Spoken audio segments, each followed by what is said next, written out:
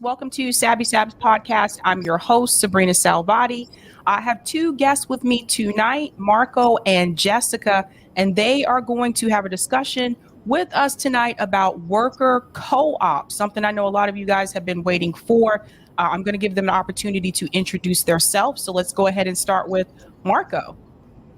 Yeah, hi, I'm Marco Padilla. I'm just a local dual power organizer in my city here in Portland, Oregon, and I work with trying to help people start up co-ops. I work on co-ops myself, and I do some other socialist organizing in the city. Yeah. Awesome. Jessica. Hi, and I'm Jessica Gordon-Nemhard. I'm a professor at City University of New York on the John J campus. I'm professor of community justice and social economic development at John J College in the Department of Africana Studies. I also wrote a book called Collective Courage, A History of Cooperative Economic Thought and Practice. A history of African American cooperative economic thought and practice, where I tried to highlight the experiences of African Americans in the co-op movement, co-ops, and thought about how to use co-ops for liberation. Awesome. So tonight we're going to talk about worker co-ops because I know a lot of you have asked, like, number one, how do you even start a worker co-op? What exactly are worker co-ops? And what I've explained to you guys is that unions are great, but the ultimate goal should be worker cooperatives. So I'm going to piggyback to Marco here. Marco, can you explain to everyone, how do you actually start a worker co-op? Yeah, there's a few different ways you can start one. It's pretty much the same way that you would start any kind of business, except you wouldn't use something like an investor. You might get investment through the community, where you have like all the people buy into the co-op, so they can join their money together to start it. In Italy, actually, you can take your unemployment claim, and if you join with 9 other workers, they'll give you all 10 workers unemployment at once to be the startup capital. But startup capital is generally the hardest thing for a lot of co-ops to do. This is here. I'm going to present my screen here, if I figure this out. This is the Democracy at Work Institute does every month, the first Friday of every month, they do like a co-op, how to start a co-op webinar. So there's a lot of resources online on how to do it, but generally there's like 3 main areas that people kind of focus on. They focus on the co-op capacity, that's like the framework and the culture of the business development itself, like registering it with the state and getting startup capital, and sort of the ecosystem development, the place where the community that the co-op's going to work in. And this is a great place for unions, and Jessica can talk about this more, but when the union movement was first started, unions and co-ops worked together, and the idea from the Knights of Labor, who was the first labor union, was that they were going to use worker cooperatives as a way to seize the means of production. But so they do this webinar every week, and they really explain how to do it, and then you can sign yourself up for like a free consultation afterwards, and they can kind of like help you start the business up. Really quick, Marco, a quick question. In reference to the startup capital, typically how much does that require? Like how much does that cost?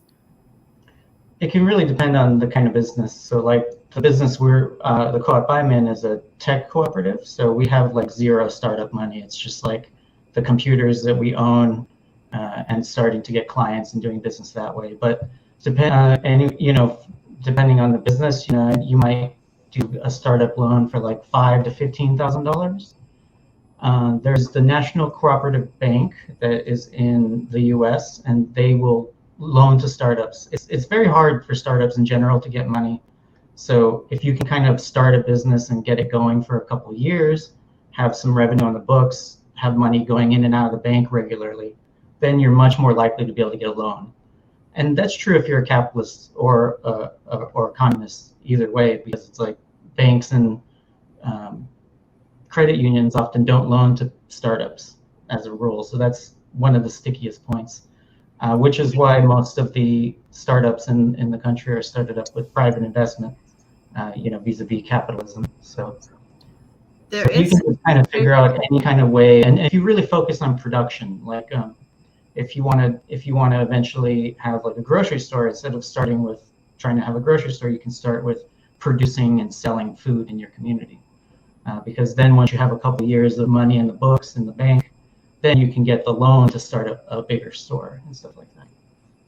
Yeah, I wanted to jump in because there is some good news on the financing front, right? I mean, one of the purposes of a co-op is to pool resources, as you said, so so you can start if you have a very low capital business that's really more about services and what people already have, then you can pool what resources you have to start something and then use that to leverage raising money in other places. But we also do have a new system now, a nationwide system called Seed Commons. And that is a collective of local co-op loan funds who understand and are supportive of worker co-ops and worker ownership.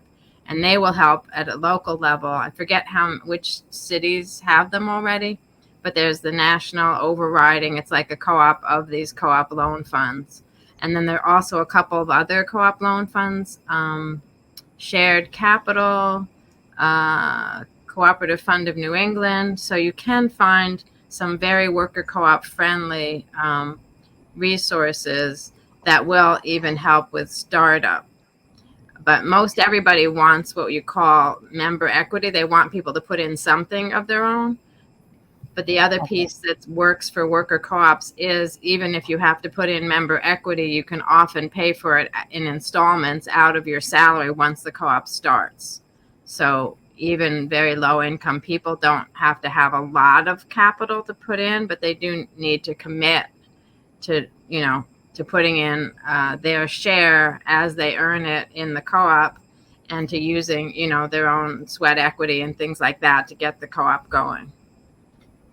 Okay. Well said. And, Well and also said. there's a lot of potential there with the unions as well, because if you have co-ops that are in a union, the union has money and can start businesses themselves, and they can grow their own union membership by starting more and more worker cooperatives. And it's like the idea is we need to not just seize the means of production, but we also have to seize the unions back, because the unions a lot of unions are taken over by the capitalist class, and so we need to work with them to build that cooperative power. Yeah, two worker co-ops started, well, there's more than that, but just, and I'll go through the history later, but just to follow up on that, there was a worker co-op sewing factory in North Carolina in the 80s and 90s, and there's New Era Windows, a window company in Chicago that's operating now. In both cases, they took over a business that was supposedly failing, right, and that was going to leave their community.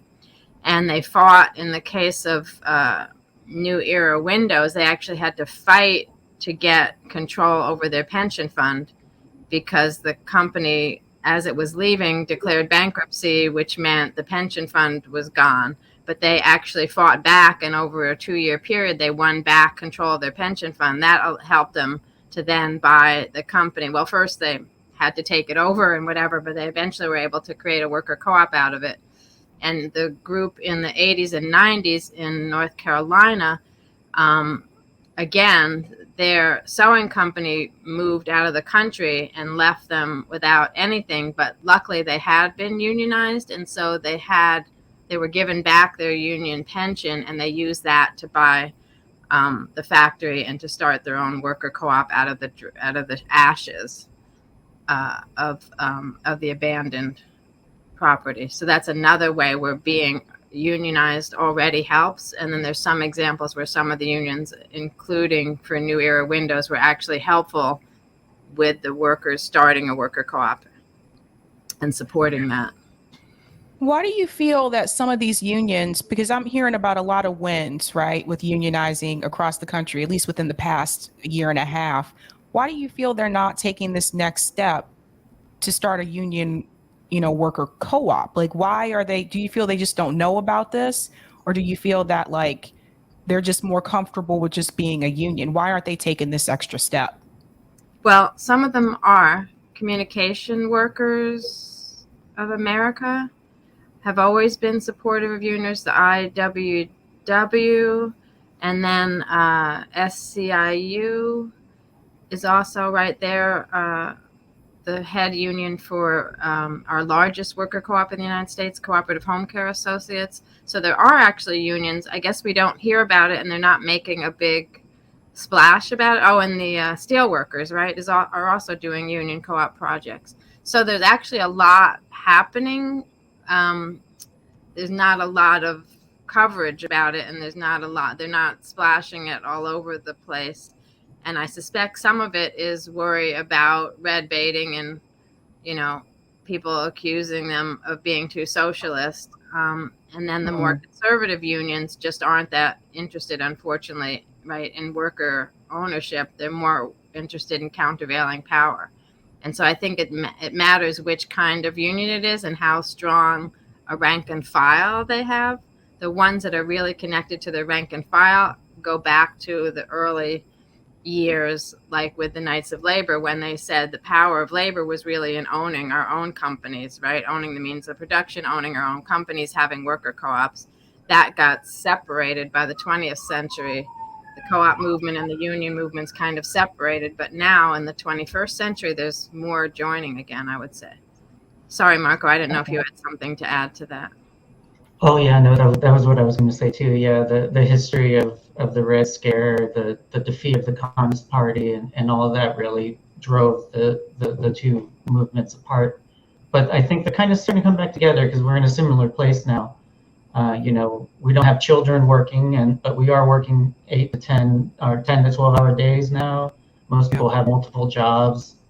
All those gains that the union movement gained was because the people had enough. And I think the two movements are starting to come back together because people are seeing that the unionization, the way the unions have gone, is not working anymore for the workers.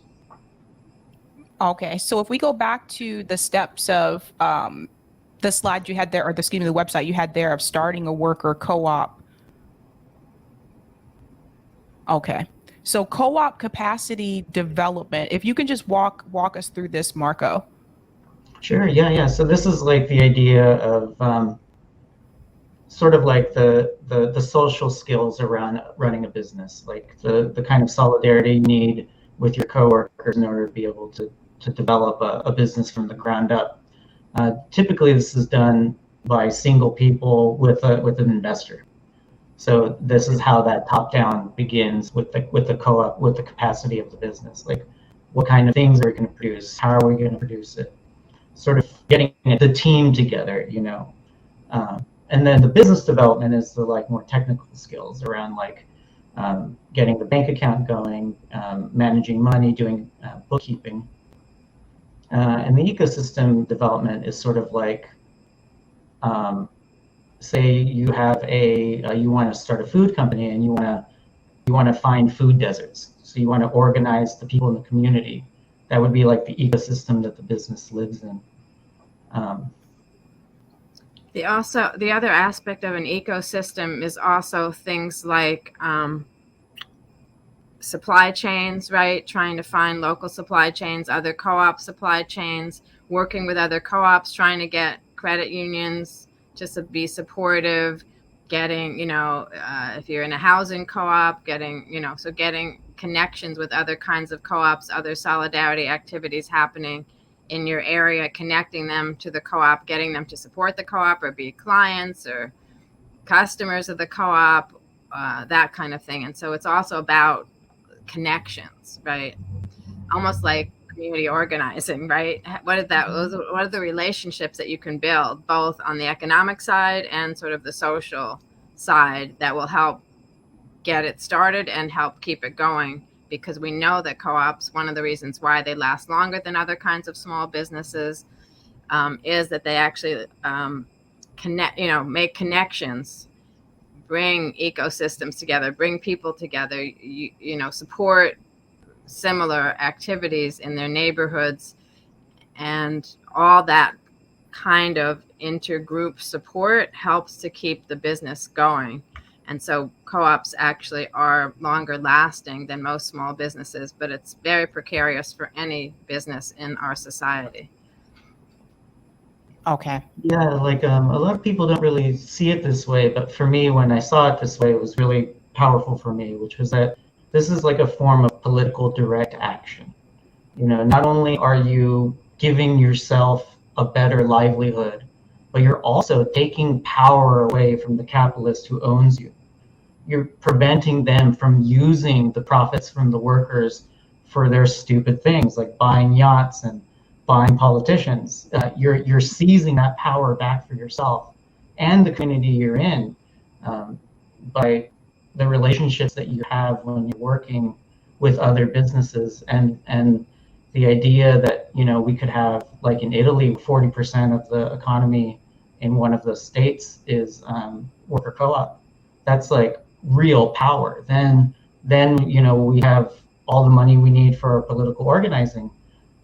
One of the things that I do is I'm the treasurer for some ballot measures that we've gotten passed here in Portland, and you know, we paid about $65,000 to get universal preschool for all kids in the county, and that's a lot of money for individuals, but that's not a lot of money for business. $60,000 is half of a yacht, right? So like, when I go to my downtown city that's on the harbor, I see all these yachts parked there, and I'm like, every one of those is a ballot measure for the people. So it's like, if this is a form of direct action where we can really change our community if we can do it in mass. Yeah, I love that. I'm going to start using that. I love that. The other thing that's so important, the cooperative capacity part, is the teaching how to be an association, right? How to be a mutual, how to make decisions together, how to be a real democracy. Because the other thing is, we don't live in a real democracy, and especially our economic systems are not democracies. So we spend most of our waking hours at a job that's not a democracy, that's very hierarchical, where we don't have much say. We have to toe the line. But in a co-op, right, we learn and then we practice how to make decisions with other people, how to make the decisions about everything, what time we come into work, what kinds of benefits we get, how do we divide up the surplus and the profits, what are the work rules, right? We get to participate in that, but we also have to learn, right? We have to relearn, because it's pretty much been beaten out of us through our lives that we don't have a say, or that we shouldn't have a say, or that we don't know enough to run a business. So now we have to learn that we do know enough to run a business, that we know enough to make these decisions about quality of life in our business, and that we can make those decisions with other people. And so we learn how to make group decisions, how to have real democracy, and then we practice it in the co-op. And so that's the other reason why this co-op capacity piece about, you know, co-ops are both enterprises, businesses, and mutual associations. And so we have to pay attention to both the skills on both sides. Well said. Well said. So how is this different from, and I asked this question because some of this looks a little bit similar to what someone might see with like a nonprofit or something like that, right? What's the bigger difference here? I know it's a group of people that get together and they decided to start a worker co-op. You get the startup funding for it, and then you decide to work together as a group. In a worker co-op, is there a leader? For example, does one person manage the co-op, or does everybody basically have an equal responsibilities?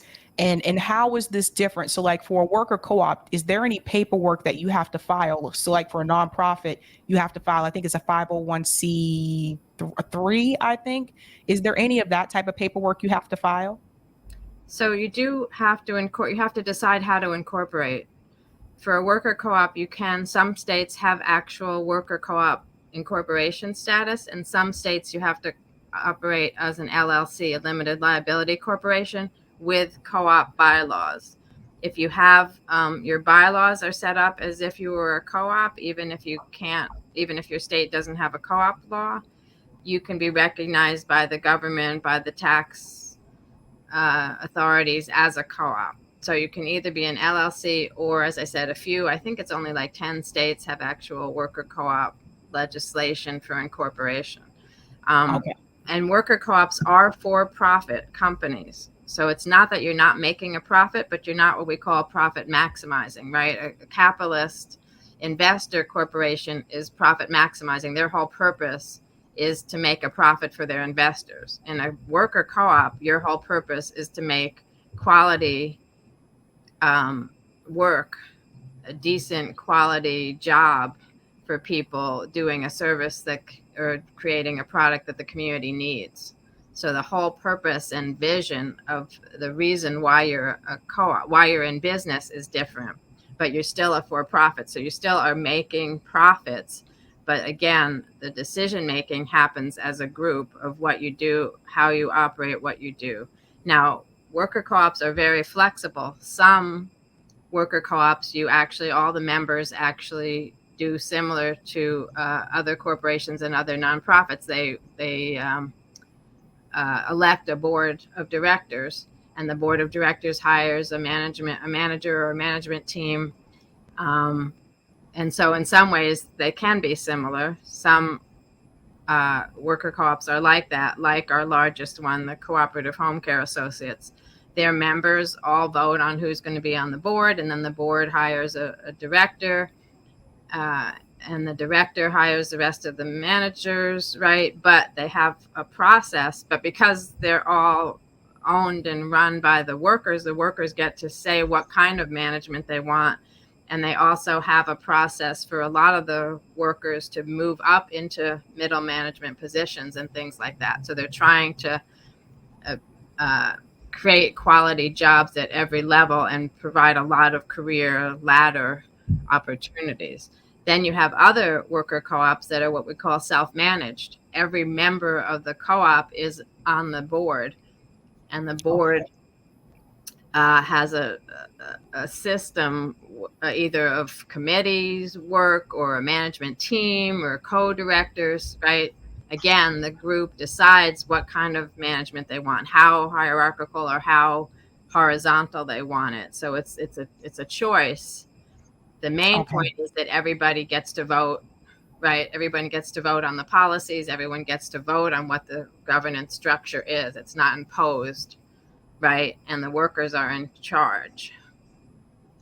Okay, that makes sense. Could you explain a little bit here in reference to the workers own a piece? So let's say there's 10 people and they have a worker co-op. Does that mean that each member owns a piece of the company? And if so, what happens if a member of the co-op decides to leave? Do they get a share that comes along with them? Like, do they take that share with them? Do you want to do that one, Marco, or you want me to? Yeah, I can speak to that. So generally speaking, the co-op, for it to be a co-op, then it's equally owned. So every member owns the business collectively. And depends on how you write the bylaws. You can write it where when you leave, your share gets bought out, or you can sell your share, or give your share to the next worker.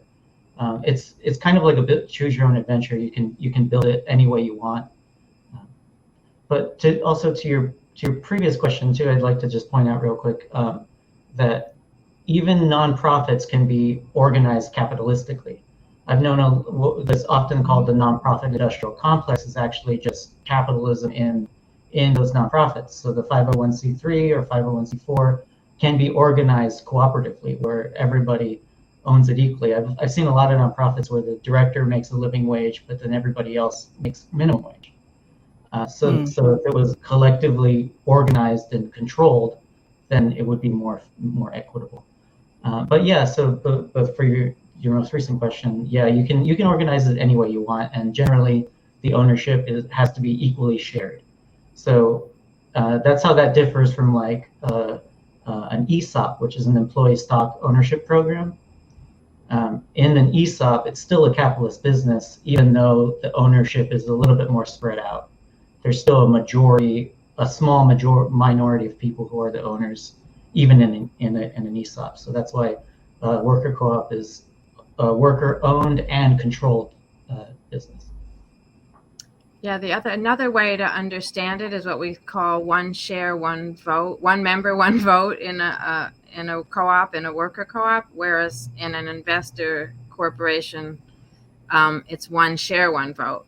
So even in an ESOP, which is still an investor corporation, investor-led corporation, even if the employees own 50 or 60% of the stock, each stock gives you one vote. So some employees, if they've been there longer, could have 30 shares and somebody else could have 10 or 1. And then the original investors could still have 100 shares. And so each share gives you a vote. So the people who have 100 shares get 100 votes. So again, money talks. In a worker co-op, even if you have invested some money in the co-op, it doesn't give you a share vote. Your vote is because you're a member. And so one member, one vote. So that's, again, the equality. So you can invest money in your own co-op. You can do other stuff, but that doesn't give you the governance share. It just gives you an investment, in the business. And so again, that's why we keep talking about this democratic ownership and democratic governance, and a way for people to really be in labor is really in charge of what's happening in the business, and labor is in the driver's seat, right? Because that's the whole purpose of a worker co-op, to make sure the employees, the people who are doing the work, are the ones who get the say in running the business, who get the ownership status, so that they can really control what's happening. Okay. And Marco, could you talk a little bit about your worker co-op? Yeah. So we have a worker cooperative IT company. It's called Rose Coded LLC. And we're still in the startup phase. We're about 1.5 years old. We've got a few clients that we work on regularly. There's about 4 of us right now, and there's probably about enough work for just one full-time worker, and we're all kind of spreading it amongst each other. And we sort of prioritize the person who doesn't have employment. 3 of us are working full-time for capitalists, as we're building the ship as we're flying it, kind of thing. And we just unionized, so we joined our local CWA, so now we're a union co-op. And one of the projects I'm trying to do there is we're working with the Drivers Cooperative from New York City, which is a worker co-op. Right. Yeah. Yeah. Direct competitor to Lyft and Uber. And so I want to work with my CWA union, which organizes drivers. So it's sort of like I organize the drivers to grow my union. It gives me business to my co-op, and we kill Uber and Lyft. Right, so it's like win-win-win all around, and so that's kind of like the main projects we're working on right now, is just kind of getting the business started, trying to get as much tech work as we can, and it kind of grew out of our local DSA chapter, because we have our local DSA chapter has an IT working group, and it's like we do all the IT for our local chapter. And we're like, why are we doing this we all work for capitalists, why don't we all join together and start a business and seize the production, So what I gather is, like, it seems like with worker co-ops, it's really what you make it. It's really like in finding a group of people that you feel are going to be the right group to work with. But it seems like it's more flexible than I thought it would be. And it seems like it's just really what you make it. Right. Yeah, within, the parameters are that there are like values and principles of being a co-op that you have to meet. That's where we talk about these co-op bylaws, right? So the values of co-ops are about solidarity, equity, equality, caring for others, caring for community, right? Things like that. And then there's actually officially 7 principles of cooperatives about open membership, returns to member participation rather than capital, concern for community, co-ops working with other co-ops, continuous education. And so there's those parameters. They have to be a values-based business, right, that is focused much more on people and community than on profit maximizing, right? So, but within that sort of big box, there's lots of flexible ways that you can structure yourself. And I can give you some other examples of structures. Some of the governance by committee worker co-ops mean, like there's a Rainbow Grocery in San Francisco. They operate by committee. So there's a steering committee of representative from all the other committees, right? And the committees are really the departments at the store. So the produce department is one committee, and all the people who work in produce make the decisions about produce, what to buy, how to display it, all that kind of stuff. You know, dairy does dairy, canned goods does canned goods, bakery, right? So they run it in that way. And it makes, if you think about it, it makes a lot of sense. So the people who are working in that area make the decisions about that area.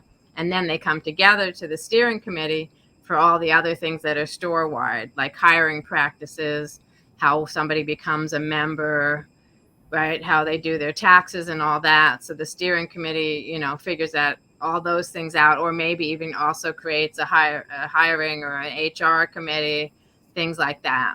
And so again, it's decentralized but coordinated, right? Mm-hmm. You have even more decentralized. One of my favorite examples was a peep show in San Francisco, Lusty Ladies. With sex workers, they were dancers in a peep show, right? They tried to unionize. They actually won their union drive, but the employer, the owner, said he didn't want a union shop and was going to sell the company out from under them, even though they had just unionized. They decided they should buy the company themselves, and so the dancers, the bouncers, and the janitors bought the company together. So a really interesting combination. So basically all the employees own the company together, and they also wanted to self-manage. So they, but their method of self-management was to rotate the two manager positions. There's a day and a night manager. And so what they did among the dancers, they rotated the two management positions every 6 months. They changed who did it. And so that meant a couple of things. One, it's a very stressful job. And so they reduced the stress by rotating it. Also, it did, because it's so stressful and was so essential, it made a little more money than the rest of the jobs. And so they rotated who got the most, you know, every 6 months, different people got to have the stress and the extra money. They also had other kind of rules to equalize where people got the most tips and things. They made sure people had access to those opportunities. They shared that. They believed in healthcare and that kind of thing. The janitors, and as I said, and the bouncers also had a say in all this and had their own self-management aspects on their own committees where they were self-managing and things like that. So it's really fascinating when you look at all these different worker co-ops. Again, the principles and values are all the same, but they figure out what works for their industry, their experiences, their place in history or whatever. They figure out what kind of self-management or management structure works for them. And so that's why we mean it's very flexible, but within a set of kind of rules and expectations. Awesome. There are two questions here. The first one is from Roman. Can you have a worker co-op as a B Corp? Roman, Yeah. Does that mean business corp or business corporation maybe? Go ahead, Marco. A B Corp is a new special designation. You're a socially responsible business. So you're like a hybrid between a nonprofit and a for-profit business.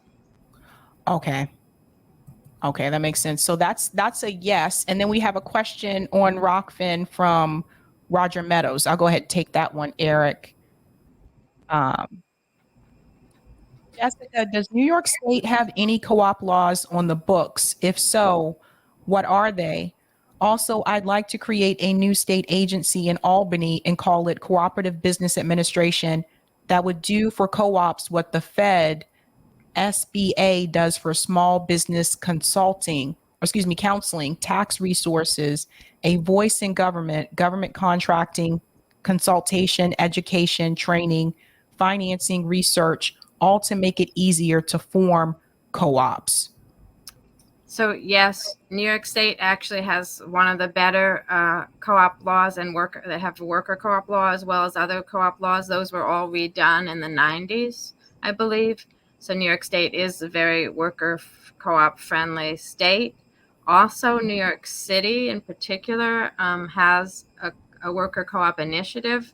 They've been putting over 2 million, which isn't a huge amount, a year. The city council has been allocating, I guess, the last 5 or 6 years, about 2 million or 2 to 3 million a year to do worker co-op education and startup and help with financing. And that meant that the city has started a co-op division of their small business administration. So in New York City, there's actually a division that understands co-ops and helps people to start a co-op. Now, I don't know about statewide. I do know that there's some SBA around the state that are also doing co-op education and co-op support. I don't know if there's a statewide initiative or a statewide division like New York City has. And Marco, seems like you know something too, so you can jump in. I'm happy for you to jump in. Sure, yeah. There's quite a few like co-op incubators around the country. Like there's one in Olympia, Washington. You can start up like a local chapter of the Democracy at Work Institute. Like if you ask them to take their branding and everything, they totally want that for sure. So there's a lot of co-op incubators around the country that you could emulate and talk to and see how they got funding. See how they got started. And it's a great idea because, if we can get things into the law like the Marcora law, where we can take our unemployment money and use that as startup capital, that would be a great thing to do. So, that's a great idea, Roger. I'm going to share that link for Democracy at Work because that's good to know that you can do local chapters of that. I wasn't aware of that. But some people may be interested in doing that. I have one more question for the both of you. What advice would you give to someone who's trying to start a worker co-op? Well, I would definitely say, most co-ops that I studied started with a study group, people coming together and saying, this is what we need something, and starting to learn about co-ops, learning about it together, because learning together is like the beginning of having a business together and figuring out how to get along together. So study your situation, study the industry you want to be in, and study cooperatives and cooperative economics. There's also the U.S. Federation of Worker Cooperatives, which is the U.S. Trade Association for Worker Co-ops. I'm actually helped to found that in 2004, so we're coming up on 20 years soon. And they also have a very active website and a lot of supports that they can give. The U.S. Federation of Worker Co-op. It's actually usworker.coop. usworker.coop is the URL. And so they're also very helpful. And then, as Marco said, there's actually a lot of different co-op development. A lot of states now have co-op development centers. Some of them know worker co-ops better than others. But if you look up just sort of co-op development in your state, or if you go to, I think we also have ed.coop, has a lot of resources. It'll connect you to a lot of the websites where they're doing development and that kind of thing. So really do your homework, but do it with other people. Talk it through. And then get the advice from the people who are giving technical assistance that we've already started to mention. Yeah, and try to find other co-ops that are doing either something similar or in the same industry as what you're doing, and just reach out to them and be like, hey, can you help us? Hey, can we become one of your vendors? Because businesses have to spend money too, and if they're spending money at other capitalist businesses to get supplies, that's just money that's leaving the dual power. So we need to cooperate with other businesses, other co-ops as well, to grow our power together. Yeah. And study. There's been lots of good learning journeys. Go and study another worker co-op, especially if it's either in the industry you want or if they're doing the governance the way you want. Go ask them if you can come and spend a day with them or 2 days with them and shadow them, see what they're doing, see what they'll share, ask them questions. It's a great way to really see it in action, and then to figure out what's going to work for your group. That's right. Well said. Yeah, I think sometimes people think when they're trying to start something, they have to reinvent the wheel. And sometimes you can just go observe another group, and see how they've done it or how they're doing it. So thank both of you so much. Roger does want you to know, Jess, he said he was in a Zoom meeting with Mo Macklin on Wednesday. So I don't know, Mo. And Mo is with the U.S. Federation of Worker Cooperatives. Mo is a staffer at the U.S. Federation of Worker Cooperatives. Oh, okay. Awesome. Awesome. Well, thank both of you for coming on. Thank you for educating all of us. And hopefully you guys, those of you watching, you can take this information. I know some of you have been interested in wanting to do this. So you can take this information and get a group of people going and get something moving. But thank you guys so much for coming on. Sounds great. Thanks for all you do, and happy holidays, everybody. Yeah, thanks, Bye. All right, guys. Okay. We were in a class session. Great info. Thank you so much, Peggy. Great info. Thanks, Jessica and Marco. Yes, absolutely. Bill Bradley, thanks. Great guest. Absolutely. We'll definitely clip this too, so you guys can reference this again. Been wanting to have that discussion. Like I said, there's a lot of cool things that you can do. It's just a matter of you got to find someone sometimes that's already doing it, and then to explain to you how you can do it too. So again, even when it comes to something like worker co-ops, you don't have to reinvent the wheel, you guys. You can take something that's already established, observe that group or that organization, and then go from there, right?